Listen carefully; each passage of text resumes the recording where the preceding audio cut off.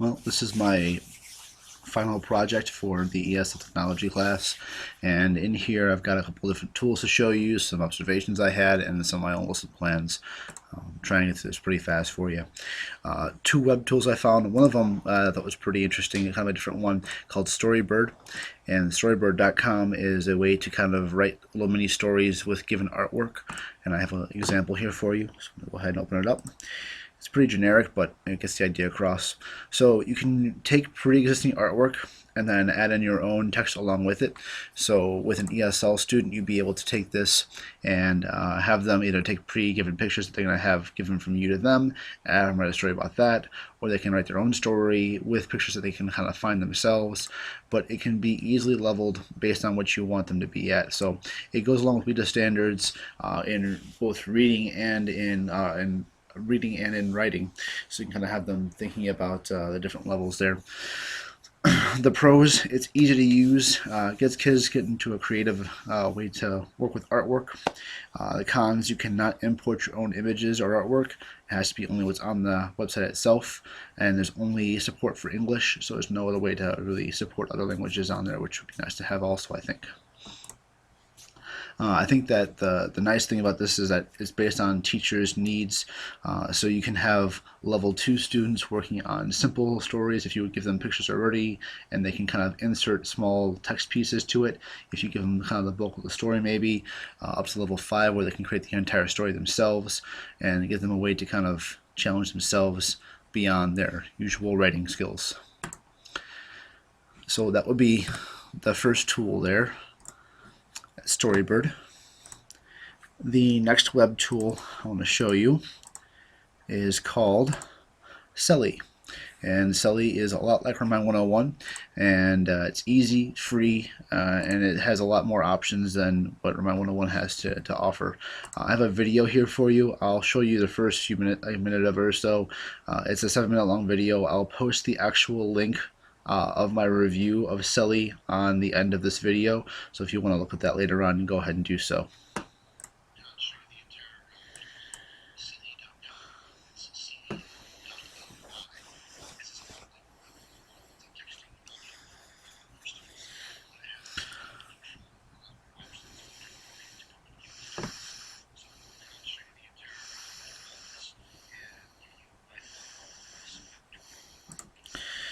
If you want to watch this the video, I'll have the link again at the end of the video for you. So that was Selly.com. Now, along with this, I did some observations, and two of them I wanted to kind of illustrate here were pretty interesting. One actually was at Hersey High School. A good friend of mine teaches there, and I worked with him on this project for an idea for a lesson, and I was over there during my free hours. I have 2 in a row. Got over there and watched the lesson for him and so on. With this class, it's not a ESL class, but there are ESL students in there, and oddly enough, there is also a hearing impaired student there, which is a whole other challenge he has to kind of work with in an autos class. So the goal of the lesson is to have students evaluate web content that has been out there for whoever to see, and also help them to diagnose a vehicle with some issues that they're working with. So they're using 2 things here primarily. There's this one website, you can kind of see it here, okay, Identifix, and it's a free website that's used by professional auto technicians to diagnose and share their solutions to problems, and also going to be working with On-Demand 5, Mitchell On-Demand 5, another professional tool that techs use to solve issues along the way. So the teacher started off by bringing everyone to the shop, and the car was bugged beforehand. The students diagnosed what they could, what they had available: a picoscope and a scan tool. It's an oscilloscope essentially to have them diagnose waveforms and so on with the actual car to see what the electronics are doing. And then the students gave their ideas of what it could be. Well, then they had to go online and try and find a bit to help them out with it. So they would go on to the Identifix website or Mitchell On Demand and look to see what other professionals had come up with as far as issues that would be relating to those things that they saw, so they can kind of have a way to verify their results or to hopefully diagnose their undiagnosed issue. The challenges here is that a lot of the writing here is by professionals, so there's definitely a higher level of vocabulary being put into this, and some students may not know that. And along with that, for an ESL student, it can be challenging to read through something that's difficult for them to process right away. So I thought that if they were to break it down and summarize some of the different things that they read in there, it would be helpful for the ESL kids to kind of understand what's happening in the actual text itself. And I saw Mr. Ruda at Palatine. He's in the one-to-one program, and he has ESL students in class also. What I found is that the way he's approaching it is it's a different way, because with his class he's NATEF certified, so they have to go through and have X number of contact hours in each area of engine performance, brakes, suspension, and so on.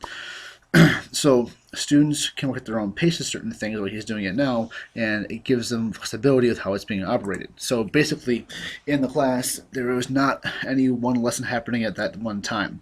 There were bunches of them happening at one time. So students had online resources that they could use to access information and so on and so forth.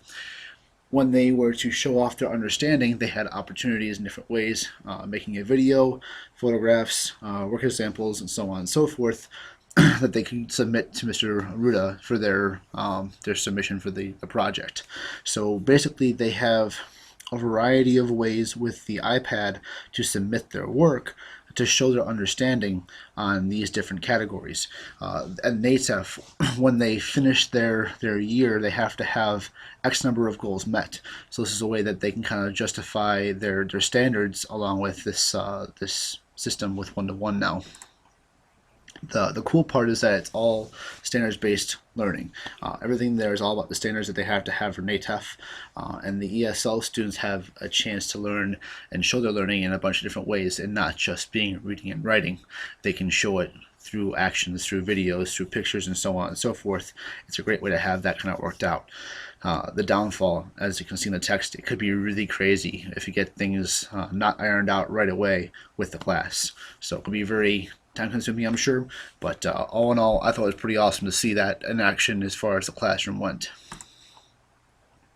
And the last bit here I've got for you is going to be in some lesson plans that I kind of had here. So one I just submitted recently, my class, we're doing a lesson on thermodynamics, and one of the CLSs in my class is they have to understand the laws, application, and math behind it all. And so to kind of begin things, I had my students make a little video here, and they all made different ones. This is just one of the examples of the videos that students made. So they were able to do whatever they wanted to show the laws of thermodynamics in some way. They had to explain it, they had to show it, they had to do something that they could relate to what's happening in these laws. So these students here chose to do this.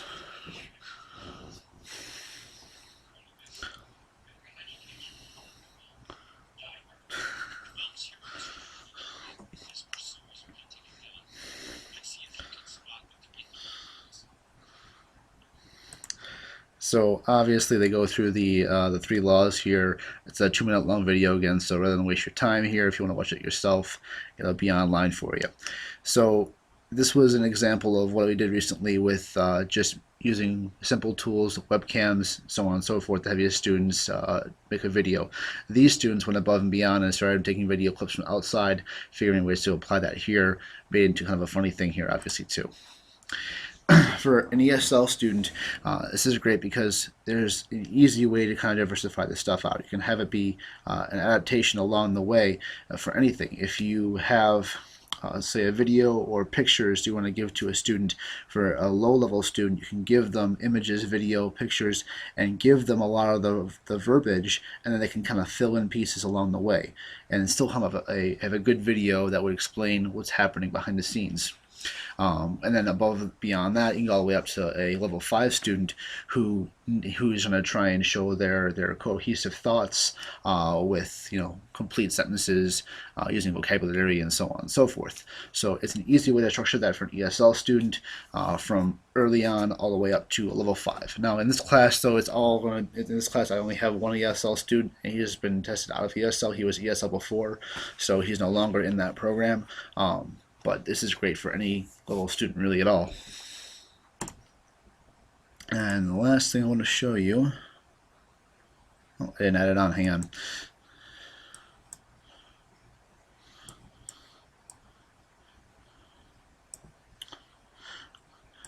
an planning lesson for my CAD students.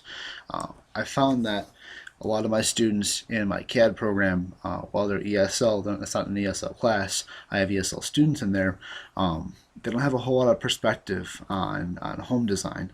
Not every one of them has even seen a standard home around here, so it's kind of odd for me, at least, because I always grew up around, in Palatine, but I never thought about the fact that some students may have never been into a, $500,000 home. So when they're trying to design a home like that, they have no perception of what a house should be like. So I started off doing this now, Google Maps and then some real estate websites. So on Google Maps, they can go and find different areas of Palatine or different areas of the country for that matter, find what houses are like there, do virtual walkthroughs on the real estate websites, and then they can kind of go ahead and plan from there. This has been an interesting way to approach it because a lot of students can actually see what's different between homes in different parts of the world then. So it's kind of a nice little way to approach that. And then with an ESL class, it's the biggest thing here is the cultural differences.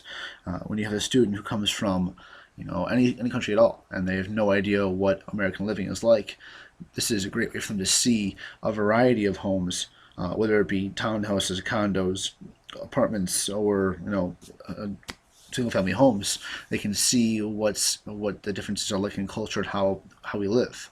And along with that, they can design stuff that fits their needs based on what is supposed to be kind of around them. I had students in this past lesson here design a style of home that fit the design around what the houses were, but the interior was different and it was more cultural for them. So they kind of have their own little flavor of things too. So it's nice to have that ability for them to see what's really there with the use of Google Maps and then some real estate websites for them to kind of work with.